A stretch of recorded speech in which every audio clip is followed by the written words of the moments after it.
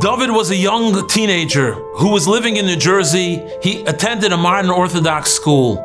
And one day it was decided that the school would go on a trip. They would go to Europe on something called March of the Living, where all these teenagers would come together and visit the concentration camps to see what the Jews had gone through with their own eyes. They began to tour Auschwitz, and they saw the railroad, and they saw the signs, and they saw the barbed wire, and they saw the gas chambers. And the feeling was one of sadness, yet of pride, to know that yes, Am Yisrael is alive, and no matter what our enemies try to do to us, we will keep on going and thriving. But as he stood in one of the rooms that was right before the gas chamber, he was told by the tour guide that in this room they undressed, and this was the last stop right before they went into the gas chambers. He's looking around the room trying to imagine what it felt like to be in that room. And then he sees on the wall something that pierced his heart. He saw a scratch in the wall, and he wondered, what's this scratch?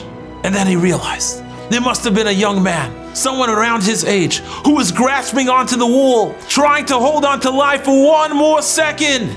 And he held on until he was dragged to his death. What was this young man thinking? He knew he was going to die. Why did he hold on?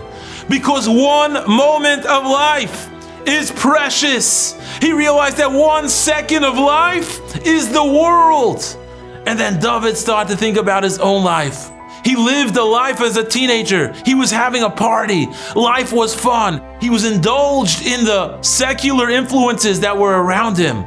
And then he said to himself, but that's got to change because life is precious. Every moment counts. He said, when I go home, I'm going to turn my life around. I'm going to start looking at the right things because I want to be closer to Hashem and really value life and really be able to declare, Am Yisrael Chai. That's our battle cry because I'm alive, because I'm living a life that Hashem would want me to live. And I'm making Hashem proud every moment.